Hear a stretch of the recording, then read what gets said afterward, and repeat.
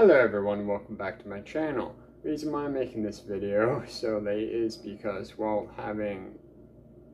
being a dad now and having a full-time job, it's kind of hard to manage it all, and I'm trying to figure it out. But anyway, let's talk about Ghost of Yotei. Now, originally this video was going to be on the game and two other subjects, but those subjects are going to be their own video because it needs to be touched on. And also you now have more content to look forward to whenever I get the chance to post. Now, with Ghost of Yotei, when it first came out, I saw a lot of controversy about it. First thing I saw is people saying, oh, before the chuds say anything about the game being quote-unquote woke or inaccurate, there were female samurai, and people also saying, oh, this game is now woke because they're no longer doing Jin Sakai. They are doing a female protagonist. They are going to replace Jin. Where other people were like, hold up, let's wait. And I'm one of those people. But I'm one of those people that's like, let's wait, but for completely different reasons. So, if you know what's happening with Ubisoft right now, they are going under. The Chinese company Tencent is looking to buy them, and other people are cashing in on that, wanting to up Ubisoft's price. So when Tencent eventually does buy, if they do buy, those people cashing in on Ubisoft can offer a bigger price to Tencent to get things rich. Now, the reason why I bring up Ubisoft is because, well, let's face it, AC Shadows versus Ghost of Yotei. Big difference. One is, well, AC Shadows set in feudal Japan with Oda Nobunaga. The other one, Ghost of Yotei, is the start of the actual shogunate with Tokugawa within the very first year, 1603. Now, reason why people are saying this game has gone woke is because, you know, the whole woman argument, which patterns of evidence is completely fair. I'm just saying, when gamers have been introduced to a character, franchises long running, that's been males, and then all of a sudden in recent years we are now getting female characters from that franchise, which are the main characters and essential to the story, where personally I wouldn't mind if it was done naturally.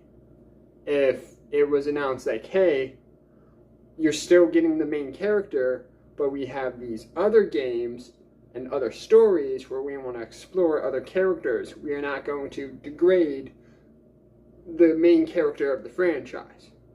That would be perfect. That's why some Assassin's Creed games were awesome. Like, well, if you look at Freedom Cry or Liberation, even though, you know, DLCs, add-ons to, you know, excellent stories, they were still really good. But the issue with recent Assassin's Creed games, I would say with Odyssey, Valhalla, and now AC Shadows is, well, even Mirage, I haven't played it yet, but from what I know, is that they have gone away from, you know, Desmond Miles and the Miles story with Desmond's father and everything. But I have an insider in Ubisoft, and if you're watching, thank you for all your information, who had worked on Black Flag and also AC Origins. And what this insider has told me is that essentially AC Shadows has gone essentially the way of the dinosaur. The original idea is, if you've been following it, is that it was going to have a Japanese male main character. Now, I won't go into further detail than that. You can already go into it, but all of a sudden, people found Yasuke because, as it turns out, they were inspired by controversial historical person at this point, George Floyd, and Black Lives Matter. So they took a game, put in a black character, which is heavily debated. I won't go further into that. I'll just say Yasuke is a heavily debated historical figure at this point. And they are completely subverting the actual game, where now it's just getting weird. And I will link, and on the screen you will see 2 channels that I highly recommend you watching for their coverage about everything that's going on. But it's essentially that pattern recognition. That's why I bring up Ubisoft and their recent games. Now, when it comes to Sucker Punch and Ghost of Yotei, we are getting a female main character. Now, their marketing was actually pretty genius, I have to say this. They are not doing a direct sequel. They are not saying that, oh yes, this is going to be our new main character. This is set roughly 300 years after Ghost of Tsushima, in the start of the Tokugawa shogunate. And with that, if you dive into the history of Japan again, I will give you 2 channels, the same channels that cover AC Shadows, and what they think about it, and they will give history about it. Now, a lot of people are going, oh, it's woke, when is it really? Main story-wise, no. I don't see it as woke, because from what I've been told is that Sucker Punch is creating a love letter to Japan directors. Essentially, Ghost of Tsushima was the Kurosawa films.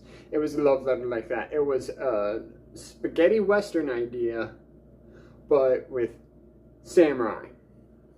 Now, when you have Ghost of Yotei, I've been talking to a lot of people, and they all say, oh yes, it's looking like a Kurosawa film still, but also Studio Ghibli, however you pronounce it, it's still another Japanese director. They do not want to mess it up, because if you look at the 2 leads, the 2 directors of Ghost of Tsushima, they are official ambassadors to Tsushima.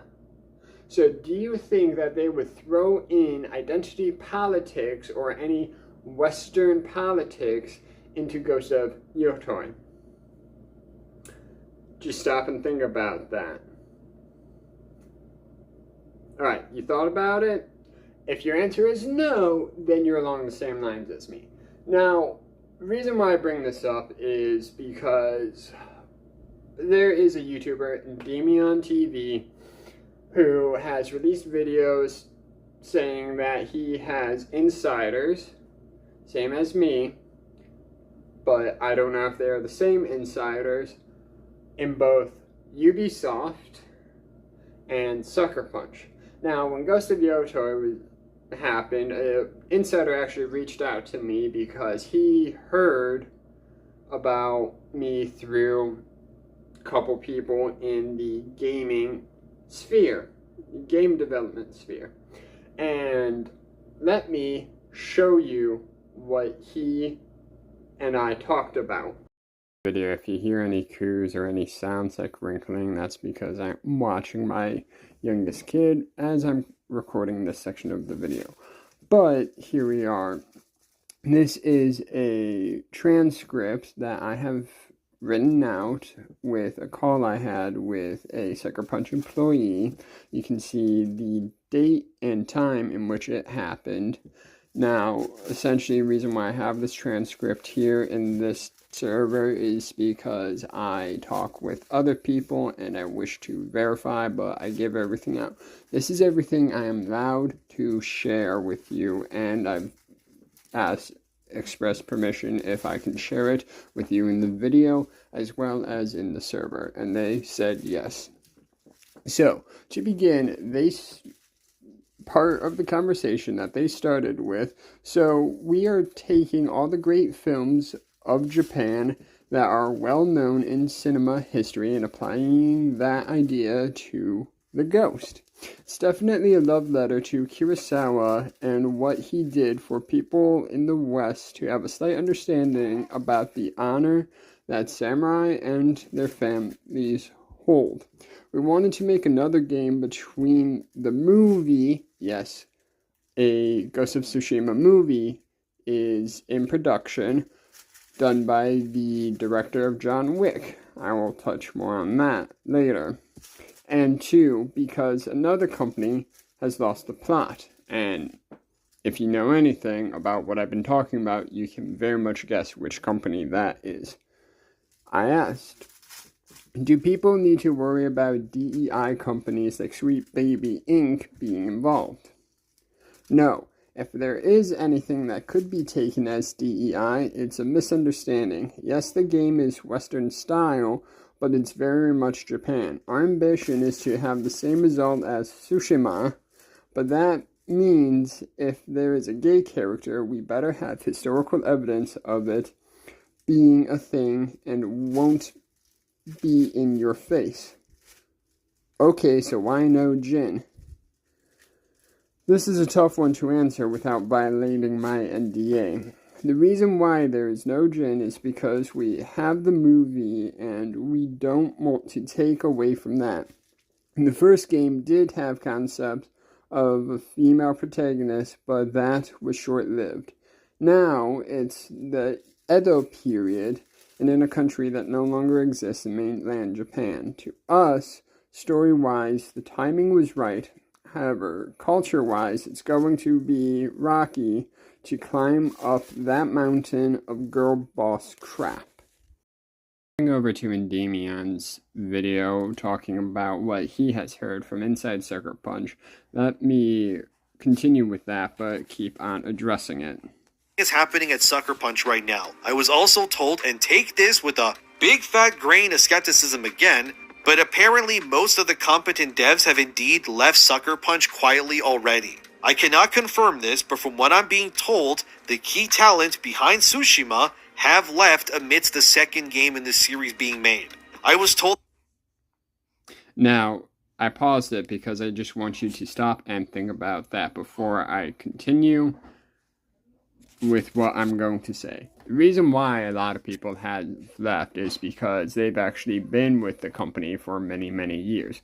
A good chunk of people that I've asked about and what my contacts have said that they wish to retire with Ghost of Tsushima as their magnus opus, that it was one game that everyone loved and adored, and they felt it was just right for them to retire, and maybe they'll come back to the gaming sphere and at a later date. Now, it's fully understandable because with everything that has happened recently with, COVID and all that, and everyone slaving away to get products done, having a game like Ghost of Tsushima as your end of a chapter in life, that's something that I can fully understand.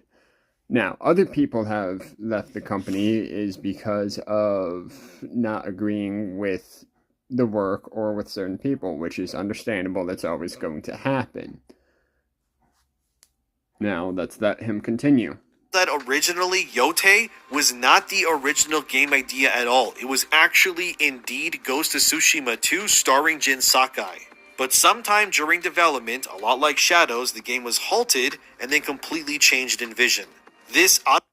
Now, again, going off of what my source has said and other information, which I have not transcribed yet for you to read, but essentially reading it off and paraphrasing it, is that they are still making Ghost of Tsushima 2 with Jin Sakai. Now, of course, with the movie and with having the original actor work on the movie, yes, they have Daisuke as Jin Sakai again for the movie role. At least as far as I know, they could change it down the road.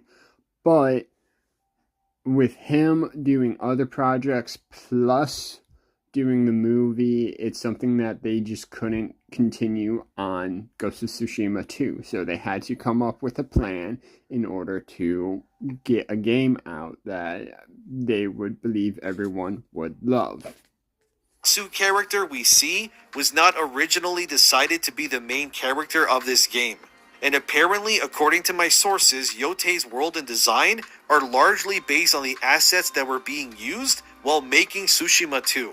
Apparently, now, that's just smart. You have something right there. If it ain't broke, don't fix it. It's essentially following the KISS logic of keep it simple, stupid.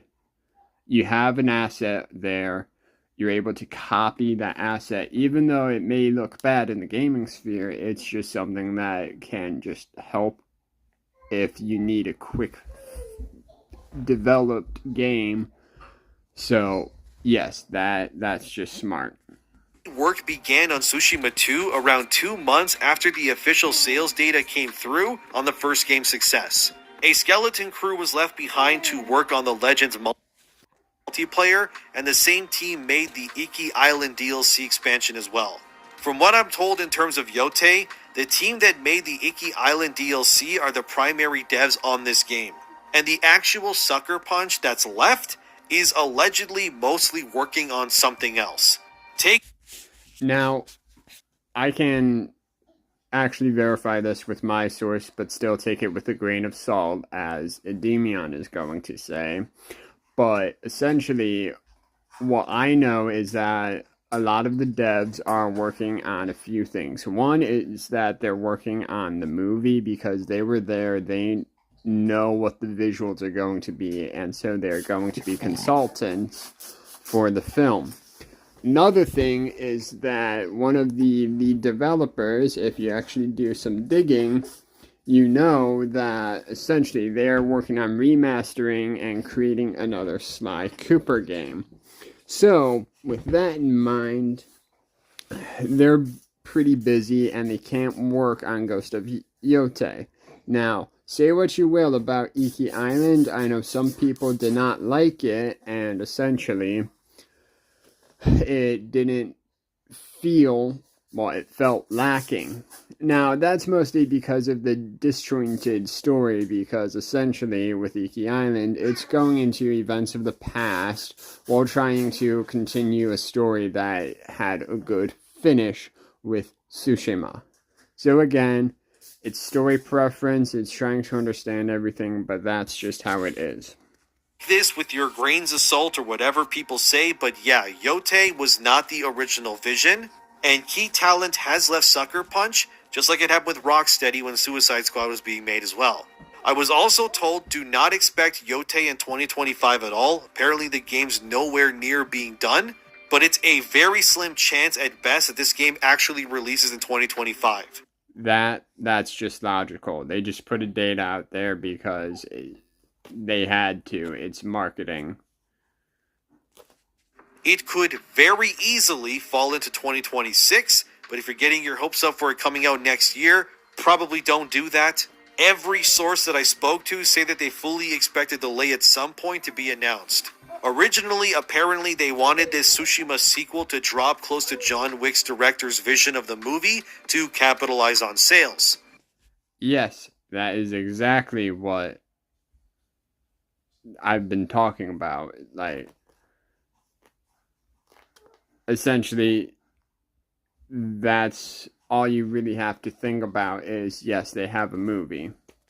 But these changes from Tsushima 2 to Yotei happened apparently within the last year. So the entire Mostly because if you think about how a movie works, think about when casting happens.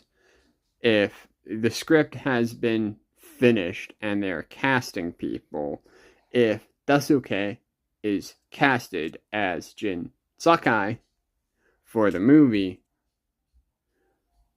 would he be available to do mocap and everything for the game? entire vision of the project has been changed. The era of placing the game 300 years into the future from Tsushima 1's story was decided because it would be more believable in Sucker Punch's internal talks for the game to star a woman at that point instead. Especially considering Atsu would then have access to things like firearms to fight back against enemies as well.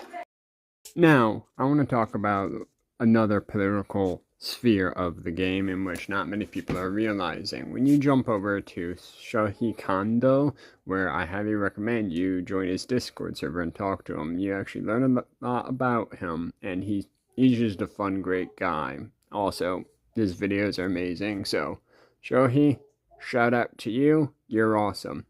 But I bring up this comment under his videos because it's very, very interesting that not many people think about this way. But going to the different part, and again, if I mispronounce the Japanese names, I am so sorry.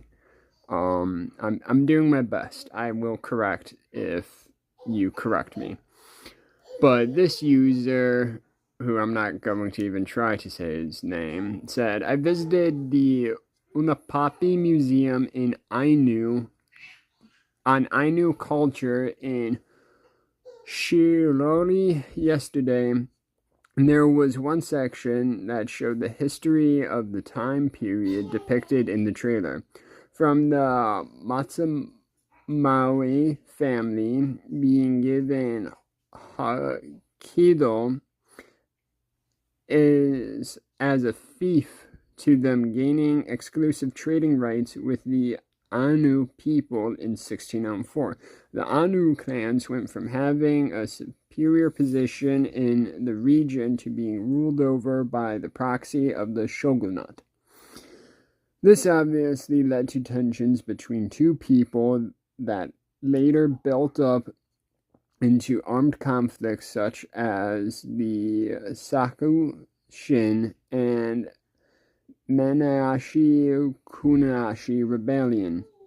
The Wild West vibe, the trailer seems like a very apt take on the time period, with many factions vying for control in the region. Which leads to my main point. I noticed that there are some Japanese people who are very skeptical of the game because they believe it might be anti-colonialization story with Anu fighting back against the encroaching Wojan influence in the region. I was very surprised at how many people seem to believe the Ainu people should not be considered aboriginal people of Japan, and they're just being used by political interests trying to debase Japan, and Upapi Museum is just part of that propaganda. It seems they believe the game is too political in nature due to their perceived notion that it's a part of the Ainu problem. If it's possible, I would love to hear your thoughts. And so, essentially, there are people in Japan saying this game is political and propaganda. Meanwhile, there are people in the West saying this game is woke and propaganda. Do you see the connection here? There is something that Sucker Punch, being notorious, is taking a problem and addressing it in a very fun way. Where if you look at any of the Infamous games, yeah, I won't go further into detail because we've already been here long enough. But this is just one thing I want to end on, is that if people are calling it woke or not woke, just wait. Because so far, the actress for the main character, Iriki Aikshi, if I'm saying your name, I am very sorry. I do not wish to offend or mispronounce names. I will do my best next time. But her being the political activist she is,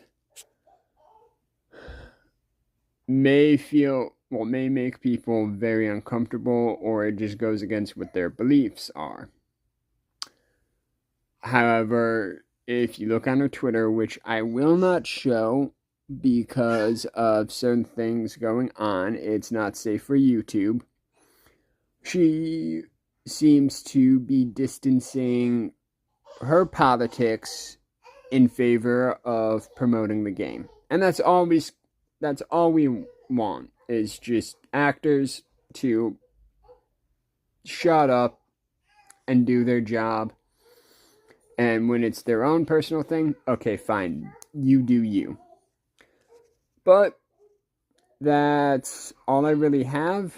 I hope you liked the video. Please like, subscribe, and please check out the channels and the articles in which I have shared.